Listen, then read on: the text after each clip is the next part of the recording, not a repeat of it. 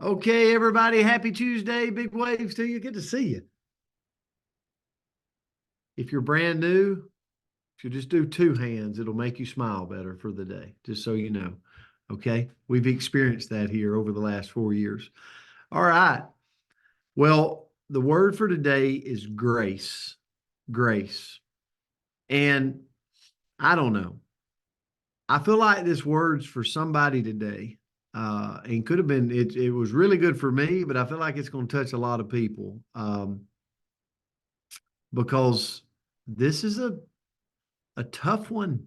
It's a tough one sometimes. So, and I went straight to the definition. There's a couple of definitions out there, that talks about elegance and, being graceful. And that's not where I went. So I went to undeserved favor. Have, Let me ask you a question, and maybe we won't put any names in the comments. Um, has anybody ever wronged you? Um, Or is there anybody in your life that maybe right now you're really struggling with? They're like getting under your skin, like nails on a chalkboard. Like when you, hopefully it's not me, or you wouldn't be here. So, um, but odds are the answer is yes. Like there's somebody, there's someone, there's something that is just a little bit right now in your life. And I want you to think about the definition undeserved favor, a smooth and pleasing way of moving or a polite and thoughtful way of behaving. Um, and I could get into a lot of scripture in the Bible about grace, but grace can't be earned. And think about people in your life that maybe has wronged you. I've got a few people I'm thinking of right now that I'm like, you know what, just wasn't the right thing. They didn't do the right thing. But if I look at myself, man, how many times have I not done the right thing? How many times have I wronged somebody? And thank goodness for grace. Grace cannot be earned, it's something that's freely given. And I'll say it two ways. And this is kind of a tough one for me this morning, but I'll say it two ways. One is I'm so grateful for grace because, man, am I a flawed human. Like I screw up every single day. And I'm so thankful that there's somebody a lot more um, grace feeling than probably I am that's willing to say, you know what, it's okay, Brent. You're human. We know you're going to screw up. Get back on track. Thank goodness for that. Um, but here's where I also went. If that's what I'm given, then I probably got to give it, right? I got to find ways to give it. And maybe it's through being polite. Maybe it's through a thoughtful way. Maybe it's a text message today. Maybe it's an email. Maybe it's a card. Maybe it's a phone call. Like, but the odds are there's people in your life right now that needs to probably be given a little bit of grace and go, you know what? It's okay. You're human. And uh, and I'm giving grace, so I'm gonna give grace back. I think it'll do a lot for them, but I also think it does a lot for us, the ones giving it, you know. Um, and I'll share with you just really quick. Oh, I'm out of time. Good gracious. I'll share with you really quick what my mentor once said to me in another profession. And it was one that coaching, and it's when I was a high school football coach, coaching can be, you can compare yourself a lot to the point where you start to dislike the other coach in the area. Does that make sense? Like you got another head coach in the area and they're winning more games or whatever, and you start wanting to, like, you see them in the newspaper and you want to just scribble through their face, right? And he told me one time, he said, I want to challenge you to do something. Go friend that person. Like go follow that person, go send that person a text, go tell that person congratulations.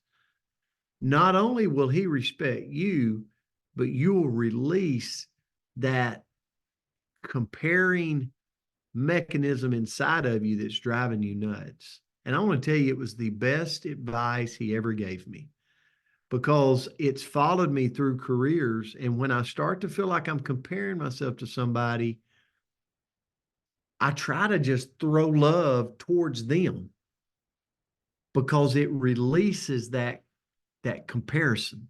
It's crazy how it works. And I'm so thankful I had a mentor that taught me that. So I didn't get to even a third of mine. Andrea, I'm going to turn it to you. Well, we started late, so if you want to keep. Yeah, it's okay. No. I don't want to keep, I want you to share. So sometimes we take too much notes and we don't get to all of it. So we're good. Well, we get excited. We get excited. So I loved your lesson. And the quote that I found that I went, ooh, that's a good one, was grace means all of your mistakes now serve a purpose instead of serving shame. And that's Brene Brown. And I think that sometimes when we think about grace, we think about maybe the grace that we're extending to other people. But sometimes the person that we need to have the most grace for is ourselves. Because I don't know who the biggest bully in your life is, but in my life, she lives with me. And I'm not talking about my daughter. I'm talking about the gal in the mirror that can absolutely beat me up over little mistakes, big mistakes, imagined mistakes, whatever it may be. And if we can give ourselves a little bit of grace, we can get so much further. But what I looked into today is, how do we extend grace to both other people and ourselves? And, extending grace means showing somebody a little bit of kindness, a little bit of forgiveness, a little bit of understanding, even when we think that maybe they don't deserve it. Like, do you ever have those people in your life where you're like, I'm going to work really hard to love you, but I really don't want to because you don't deserve it right now. You're being a meanie, right? Like you're doing wrong by people, you're whatever. And it doesn't feel necessarily good to extend that grace, but I don't think I was, elected as the person that gets to judge others. So how can we do that? So first of all, work on our forgiveness. Let go of the resentment or the anger that we have towards others and ourselves over mistakes that happen. And one way that we can really do that is, sometimes when, when you make a bad decision, all the reasons behind it.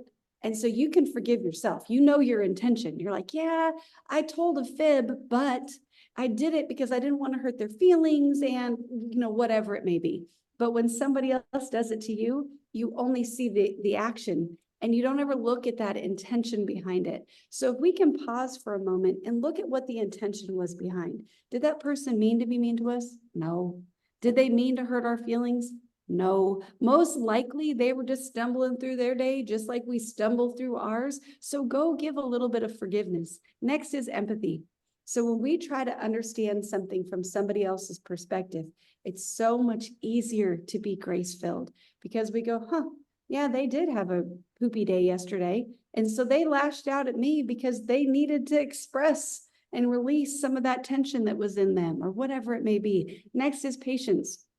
So if I truly want to extend grace, I need to be patient with other people. Give them a chance to improve. Give myself a chance to improve. Give the other person a chance to make amends, whatever it may be. But if we're patient for it, most likely we're going to get it. And then compassion. So when we see somebody that's struggling and we can show them both sympathy, empathy, and that was 3, not both, and support them in their struggles, that's going to help us feel more grace in our heart. Next is to not be judgmental. It's hard because we have all this life experience in here that we are designed to see what we expect to see. We are designed to want people to be in a mold, just like the mold that we're created by, but we're all different. So we have to try to avoid harsh criticism and blame and looking at other people through our lens and realize that everybody's lived a different life. We were raised different ways. We've lived in different places. So we're going to make different choices. And then lastly, communicate. So if I truly want to offer grace to somebody, they have to know if there's a sticky spot, right? We have to be able to work through some things in order to work past some things. So if we can openly have a discussion, and sometimes that can be difficult, right? Those can be hard. I know I'm a non-confrontational person for the most part. Every once in a while you rile me up enough, it'll happen. But overall, I'm not going to be confrontational. So I have to fight to communicate and share and trust that I can share my feelings there. But if we can do that, we can heal and we can offer that grace, and that can create more harmony in our relationships. So that's what I had today. Hopefully it brought a little grace into your day this beautiful Tuesday morning, and sorry for being late. Thanks for the grace for that. No, it was a great lesson for me this morning. Guys, we love you. We appreciate you. Thanks for being a part of this. Let's make somebody have a better day because we showed up. See you guys. Love you See guys. you back Have a tomorrow. Say, see you tomorrow. God bless you. Love you Miss guys. Alexander, Thank you for that, you- Brent. Love Thank you, Andrea. Great morning. Thank you. Love that statement you always do, Brent. Have a great day, everyone. Bless you all. Thank you so much.